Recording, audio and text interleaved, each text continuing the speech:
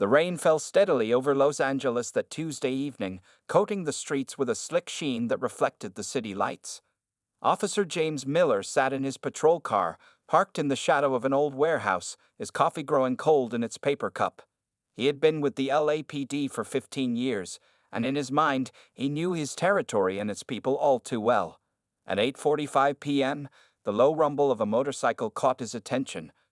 Through the rain-streaked windshield, he spotted a black arch motorcycle approaching, its rider wearing a weathered leather jacket. The bike wasn't speeding, but something about the rider made Officer Miller's jaw tighten. He couldn't see the rider's face behind the helmet's visor, but the long dark hair flowing from beneath it sparked immediate assumptions in his mind. Probably another one of those troublemakers, he muttered to himself, tossing his cold coffee out the window. Without hesitation, he flipped on his patrol car's lights and pulled out onto the wet street. The motorcycle rider noticed the lights immediately and pulled over in a smooth, practiced motion. The location was poorly lit, with only a flickering street lamp casting irregular shadows across the scene.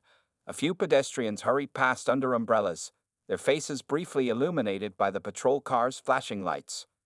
Officer Miller took his time stepping out of his car, adjusting his belt and straightening his badge. 15 years on the force had taught him how to make people nervous, how to establish dominance from the first moment.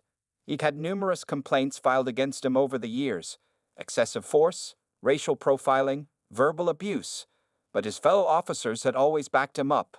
The complaints disappeared into filing cabinets, and Miller continued his patrols unchanged. As he approached the motorcycle, his hand rested casually on his weapon, a habit he'd developed years ago, particularly when dealing with certain types of people. The rider remained perfectly still, hands visible on the handlebars, following proper protocol. "Turn off the engine and show me your license," Miller barked, his flashlight beam cutting through the rain to illuminate the rider's face as he removed his helmet. The officer's expression shifted as he took in the rider's features: high cheekbones, mixed-race appearance, and long dark hair. The rider spoke in a calm, measured voice. "Of course, officer. May I ask why I'm being pulled over?" Miller's lip curled slightly. He'd heard that tone before: educated, composed, challenging. It always made his blood boil. "You were swerving," he lied, the words coming easily after years of practice. "Have you been drinking tonight?" "No, sir, I haven't," the rider replied, reaching slowly for his wallet. "I was being extra careful because of the rain." A group of young people had stopped across the street, phones out, recording the interaction. Miller noticed them but didn't care. He'd been recorded before, and nothing had ever come of it. He stepped closer to the rider, using his height to loom over him. "Sure you were," Miller said, his voice dripping with sarcasm. "You people always have an excuse, don't you?" The rider's expression remained neutral, but his eyes reflected something that made Miller even angrier: not fear, but disappointment. The officer's hand tightened on his weapon as he watched the man reach for his license. A car drove past slowly, its headlights briefly illuminating the scene. In that moment, one of the bystanders across the street gasped audibly. Miller heard whispers starting, but he was too focused on his target to pay attention to what they were saying. The rain continued to fall, running down Miller's neck and soaking into his collar. His flashlight beam remained fixed on the rider's face, highlighting the calm dignity there that so infuriated him. In his 15 years on the force, Officer Miller had developed what he called intuition about people. He never questioned whether this intuition was actually prejudice, never wondered if the complaints against him might have merit. As the rider held out his license, Miller had no way of knowing that this routine traffic stop was about to change his life forever. He couldn't have guessed that his actions in the next few minutes would make headlines across the country, or that the man he was trying to intimidate would end up teaching him the most important lesson of his career. Officer Miller held the license in his hand, but he didn't look at it right away. Instead, he kept his flashlight beam directed at the rider's face, trying to provoke a reaction. The rain had gotten heavier, and water dripped from his police cap onto the plastic card in his hands. "Get off the bike," Miller ordered, his voice harsh. "Hands where I can see them." The rider complied smoothly, his movements careful and deliberate. He was shorter than Miller had expected, but carried himself with quiet confidence. Water darkened his leather jacket, and his long dark hair was plastered to his face from the rain. "Is there a problem, officer?" The rider asked again, his voice gentle but firm. Something about his calm manner made Miller even angrier. Most people showed fear by now. This one was different. Spread your legs. Hands on the bike, Miller commanded, ignoring the question.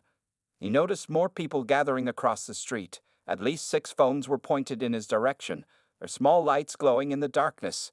He didn't care. No one had ever successfully complained about him before. You still haven't told me why I'm being detained, the rider said, though he followed the instructions perfectly. I have the right to know. Miller stepped closer, deliberately invading the man's personal space. I don't like your attitude, he growled. You think because you ride a fancy bike and talk all proper, you're better than me? He purposely let his hand rest heavily on his weapon. The crowd across the street had grown larger.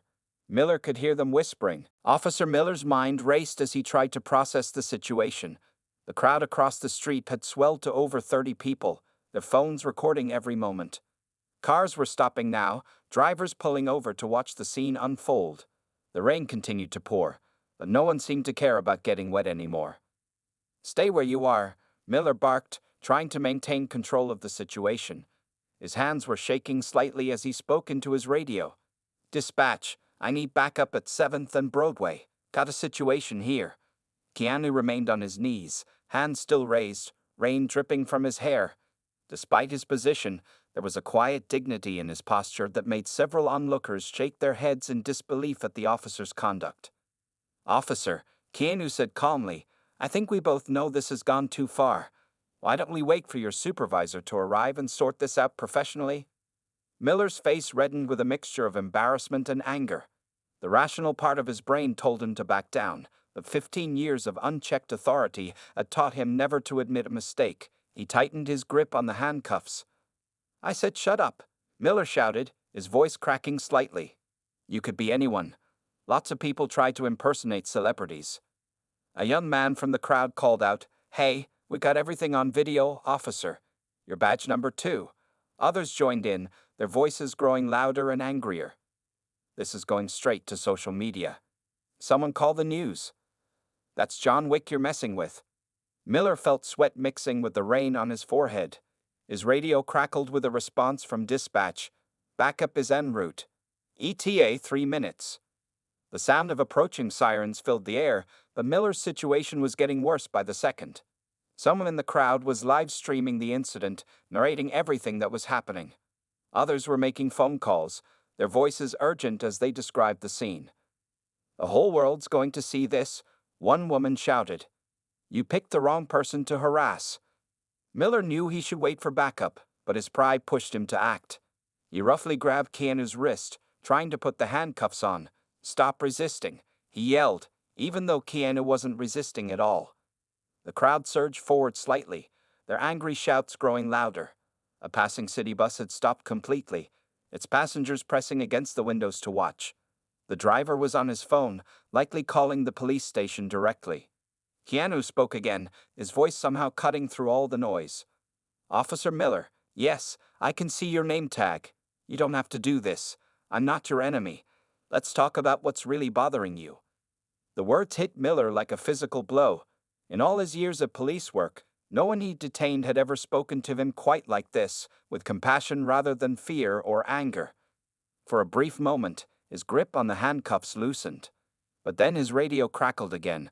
All units be advised, possible situation involving civilian harassment at 7th and Broadway. Captain Martinez is responding personally.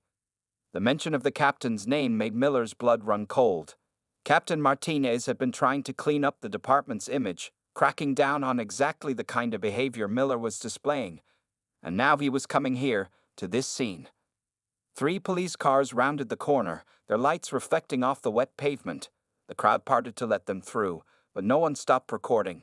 Miller knew that within minutes, maybe seconds, this video would be spreading across the internet. His career, his reputation, everything he built over 15 years, it was all about to come crashing down. Yet even now, as more officers jumped out of their cars and rushed toward the scene, Keanu remained perfectly still, his eyes focused straight ahead. The rain had soaked him completely, but there was something almost peaceful about his expression, as if he knew that this moment, however difficult, might lead to something important. The first officer to reach the scene was Sarah Chen, a rookie who had just completed her training 3 months ago. As she rushed forward through the rain, her flashlight beam swept across Keanu's face, and she stopped dead in her tracks. "Oh my God," she whispered, then turned to Miller with wide eyes. "Officer Miller, that's Keanu Reeves. What are you doing?" Miller stood frozen, the handcuffs dangling uselessly from his trembling hands. 2 more officers arrived, and their reactions were similar: shock, disbelief, and growing horror at what they were witnessing. "Step back, Miller," Officer Chen said firmly, finding her voice. "Sir, Mr. Reeves, are you all right?" Keanu slowly stood up, water streaming from his leather jacket. The crowd had grown even larger now, and someone had set up an umbrella over him, though he was already soaked to the bone. "I'm fine, thank you," Keanu said quietly, "though I am concerned about Officer Miller's conduct. Not for my sake, but for others who might face similar treatment without cameras present." Miller's face had turned pale as he watched his fellow officers gathering around Keanu protectively. His body camera was still off. Another mistake that would surely come back to haunt him. The sound of another siren announced the arrival of Captain Martinez's car. "The videos are already going viral," someone shouted from the crowd. Indeed, phones all around were lighting up with notifications as the incident spread across social media like wildfire. Captain Martinez stepped out of his car, his presence commanding immediate attention despite the rain and chaos. He was a tall man with gray hair and dark eyes that could cut through excuses like a laser. He took in the scene quickly, the crowd with their phones, his officers looking uncomfortable, a soaking wet Keanu Reeves, and Officer Miller standing alone, still holding his handcuffs. "Mr. Reeves," the captain said, approaching with professional courtesy. "On behalf of the department, I want to apologize for this incident. Would you be willing to come to the station to make a statement?" Before Keanu could answer, someone from the crowd called out, "We got it all on video. He was harassing Mr. Reeves for no reason. Called him racist names too. Turned off his body camera. Pushed him around for nothing." Captain Martinez held up his hand for silence, then turned to Miller. "Officer Miller, surrender your badge and weapon. Report to my office first thing tomorrow morning."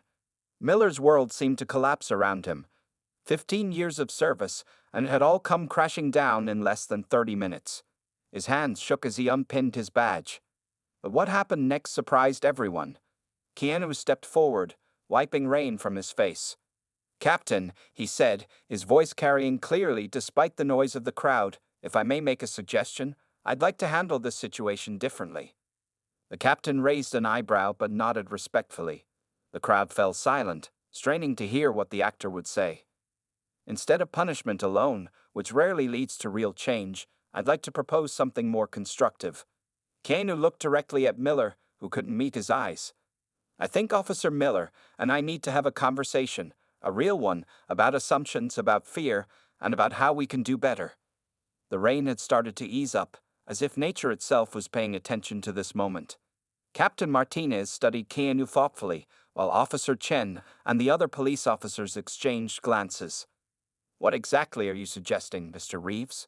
the captain asked. "Give me 30 minutes with Officer Miller, in your presence, of course." Keanu's voice was firm but kind. "I think we both have something to learn from this situation, and maybe, if we handle this right, it could be the beginning of something important." The crowd had grown completely quiet now, phones still recording, waiting to see what would happen next.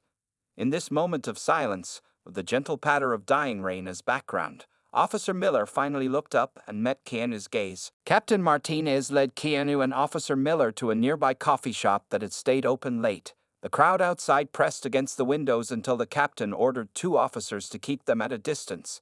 Inside, the shop owner quickly cleared out the remaining customers, understanding the need for privacy.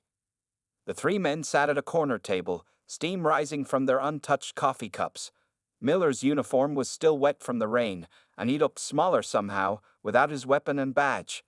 Keanu had dried his face with a towel the shop owner had provided, but his hair and clothes were still damp. "Officer Miller," Keanu began, his voice gentle but firm, "I want to understand what happened out there. Not to punish you, but to learn from this moment." Miller stared into his coffee cup, unable to meet Keanu's eyes. His hands were shaking slightly as he spoke. "I've been on the force 15 years. Never thought I'd I mean, I didn't know who you were. That's exactly the point, Keanu said quietly. Would my identity have made your actions any less wrong if I wasn't famous? The question hung in the air. Captain Martinez watched silently, his own coffee untouched. Outside, camera flashes occasionally lit up the windows despite the officer's efforts to keep people back. Miller started, then stopped. For the first time in his career, he had to really think about his actions. I assumed things. About your appearance, your motorcycle, your way of speaking. I've been doing that for years, telling myself it was good police work. Keanu leaned forward slightly. Those assumptions hurt people, Officer Miller. Real people with families, dreams, and rights. Today, those assumptions hurt your career and your department's reputation. But think about all the others who didn't have cameras watching, who couldn't make their voices heard. A tear rolled down Miller's cheek, surprising even him. He quickly wiped it away, but his voice was shaky when he spoke. I never thought of myself as racist. I told myself I was just being careful, doing my job. That's how bias works, Keanu explained. It hides behind excuses, behind badges, behind what we tell ourselves is normal. But tonight, you have a choice. This moment could be the end of your career, or it could be the beginning of something new. Captain Martinez finally spoke up. The department has to take action, Mr. Reeves. There will be consequences. I understand, Keanu nodded. But what if those consequences included Officer Miller working with community organizations, learning from the people he's hurt, sharing his story to help other officers recognize their own biases? Miller looked up for the first time, surprise crossing his face. You give me that chance, after what I did? Change has to start somewhere, Keanu said. Your actions tonight were wrong, but your reaction now tells me you're capable of learning, of growing. Sometimes, the people who've made the biggest mistakes can become the strongest advocates for change. Outside, the rain had stopped completely. The street lights cast a soft glow through the window, and the crowd had begun to thin, though many phones were still recording the coffee shop's entrance. I need to see real commitment, Captain Martinez said, looking at Miller. No excuses, no halfway measures, and there would still be disciplinary actions. Miller nodded slowly. I understand, sir, he turned to Keanu. I don't deserve this chance, but if you're willing to give it to me, I promise I won't waste it. Keanu reached into his jacket pocket and pulled out a business card. I know some people who run police training programs focusing on bias recognition and community relations. They could use someone with real experience, someone who's learned these lessons the hard way. As Miller took the card with trembling fingers, Captain Martinez's phone buzzed. He looked at it and sighed. The video's gone viral. Every major news outlet is calling for comment. Then let's give them a different story, Keanu suggested. Not just about what went wrong tonight, but about how we're going to make it right. The next morning, the police station was surrounded by news vans and reporters. Inside, Captain Martinez sat at his desk, looking through Officer Miller's personnel file. The thick folder contained 15 years of complaints that had been ignored or dismissed. Each page now felt like a missed opportunity to prevent last night's incident. A knock on his door interrupted his thoughts. Come in, he called out. Sarah Chen, the rookie officer from last night, entered with a stack of papers. Sir, I've finished reviewing all the body camera footage from Officer Miller's past month of patrols. And? The captain asked, though he already suspected what she'd found. It's not good, sir. Officer Chen placed the papers on his desk. There's a clear pattern. He turned off his camera 16 times during traffic stops, all involving minorities. The behavior we saw last night wasn't a one-time thing. Captain Martinez rubbed his tired eyes. He hadn't slept much after the incident. The video of Miller confronting Keanu Reeves had reached millions of views overnight. His phone hadn't stopped ringing since 5 a.m. Where is Miller now? He asked. In the break room, sir. The training coordinators Mr. Reeves recommended are here to meet with him. They've been watching the footage, too. Just then, the captain's computer pinged with a new email. It was from the police commissioner, marked Urgent. Inside was a link to a new video, Keanu Reeves giving an interview outside his hotel this morning. The captain clicked play. On screen, Keanu spoke calmly to the reporters. What happened last night wasn't just about me. It's about a system that needs to change. Officer Miller's actions were wrong, but punishing him alone won't solve the bigger problem. We need to look at why these incidents keep happening and work together to prevent them. Officer Chen watched over the captain's shoulder. He's really trying to turn this into something positive, isn't he? That's what makes this different. Captain Martinez nodded. Usually, these incidents end with anger and punishment, but Reeves is pushing for real change. Another knock on the door revealed Detective Rodriguez, head of internal affairs. Captain, you need to see this. She handed him a tablet showing social media posts. Other people had started coming forward with videos and stories about Officer Miller's past conduct. Some dated back years. The department can't ignore this anymore, Rodriguez said firmly. We need to review every complaint, every incident. And not just Miller's record, we need to look at patterns across the whole force. Captain Martinez stood up, decision made. Call a press conference for noon. We're going to announce some changes. 2 hours later, the station's press room was packed with reporters. Camera lights flashed as Captain Martinez approached the podium. Behind him stood Officer Miller, looking tired but determined, along with the training coordinators Keanu had recommended. Last night's incident has forced us to confront some uncomfortable truths, the captain began. For too long, we've allowed biased behavior to go unchecked. That changes today. He outlined the department's new plans: mandatory bias training for all officers, regular review of body camera footage, and a new civilian oversight committee. Miller would be suspended but not fired. Instead, he would work with community organizations and help develop new training programs based on his experience. Officer Miller's story doesn't end with his mistake, the captain continued. With Mr. Reeves's guidance, we're turning this incident into an opportunity for real change. Miller stepped forward to speak, his voice shaky but clear. I want to apologize, not just for last night, but for every time I let my biases affect my actions. I can't undo the past, but I can help create a better future. As he spoke, across town, Keanu was meeting with community leaders and police training experts. Together, they were developing a new program that would use last night's incident as a teaching tool for police departments across the country. The incident that could have ended a career was instead becoming the catalyst for department-wide reform. And it all started because one man chose compassion over vengeance. 3 months after the incident, James Miller stood nervously in front of a room full of police cadets. His hands were sweating as he adjusted the projector screen, which showed the now famous video of his confrontation with Keanu Reeves. This is me at my worst moment, he began, his voice stronger than he expected. But it's also the moment that changed my life. The cadets watched intently. Everyone knew the story. It had been all over the news for weeks. But hearing it directly from Miller was different. They could see the shame in his eyes, but also something else: determination. I spent 15 years telling myself I was a good cop, Miller continued. That my suspicions about people were just good police work. I was wrong. At the back of the room, Keanu Reeves sat quietly, watching. He had been visiting regularly, helping develop the new training program.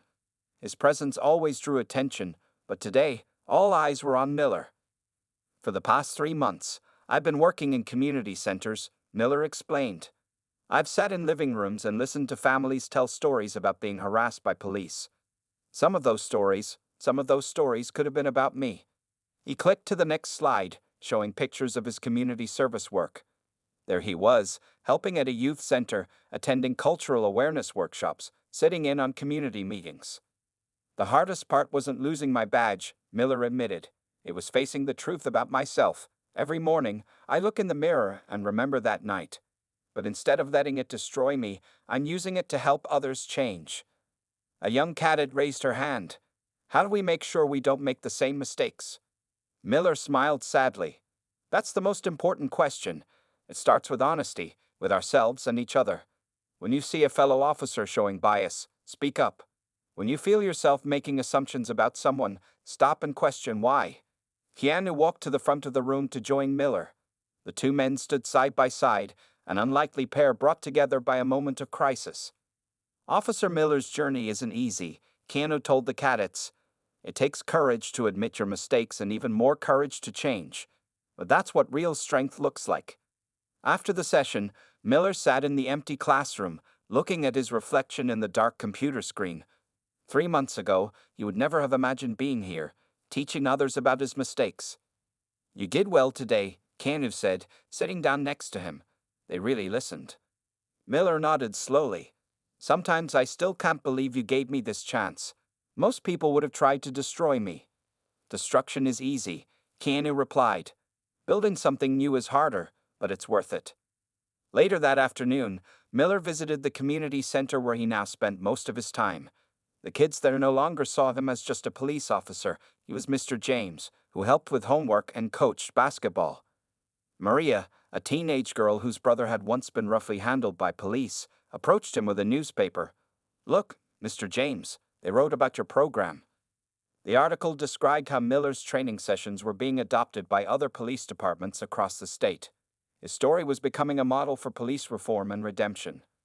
"Did you ever think that night would lead to all this?" Maria asked. Miller looked around the community center. On the walls hung artwork created by local kids, including a drawing of police officers and residents working together. It was simple and hopeful, like a child's dream of how things should be. "No," he answered honestly. "That night, I thought my life was over. Instead, it was just beginning." As the sun set outside, Miller helped the kids with their homework. Each small interaction, each smile, each moment of trust was another step in his journey. He wasn't just teaching others anymore. He was still learning, still growing, still working to be better than he was yesterday. The badge he'd lost might never be returned, but he had found something more valuable, a chance to make real change, one honest conversation at a time. 1 year had passed since that rainy night when Officer Miller had pulled over Keanu Reeves. The coffee shop where they had their life-changing conversation now had a small plaque on the wall, "Where Change Begins, Site of the Miller-Reeves Dialogue, 2024. Inside the shop, Miller sat at the same corner table, this time across from a journalist from the New York Times. His hair had more gray now, and he carried himself differently, humbler, but somehow stronger. "It's been exactly 1 year, the journalist said, checking her notes. "Your training program has been adopted by 50 police departments across the country. Did you expect this kind of impact?" Miller smiled and shook his head. "None of this was expected. A year ago, I was the worst version of myself. Now, I'm trying to be the best." The bell above the door chimed, and Keanu Reeves walked in, just like they planned. He had just finished filming a new movie, but he still made time for the police reform program they had built together. "Tell her about Detroit," Keanu suggested, sitting down with them. "That's my favorite story." Miller's eyes lit up. "Last month, a police officer there stopped himself in the middle of a bias-driven confrontation. He said he remembered my story from the training video and realized he was making the same mistakes. He turned a potential disaster into a positive community interaction." The journalist typed quickly on her laptop. "And the local statistics? I heard there have been changes." Keanu pulled out some papers from his bag. "Complaints against officers are down 40% in departments that have adopted the program. But more importantly, community trust is up. People are starting to see police officers as allies again." Outside the coffee shop, a group of kids from the community center walked past. They waved excitedly when they saw Miller and Keanu through the window. Both men waved back. "The program isn't just about avoiding mistakes," Miller explained. "It's about building real connections. We teach officers to see people as individuals, not stereotypes. We show them how bias can cloud judgment and how to recognize it before it leads to harmful actions." The journalist looked up from her notes. "And your old department? How have things changed there?" "Captain Martinez retired last month," Miller said. "But before he left, he made sure the reforms would last. Officer Chen, she was the rookie who first recognized Keanu that night. She's now in charge of training. The department has become a model for others." Keanu added, "The most powerful part is how the community has responded. People who once feared the police are now participating in training sessions, sharing their stories, helping shape new policies." As if on cue, Maria from the community center walked in. Now a college student studying criminal justice, she worked part-time helping with the training program.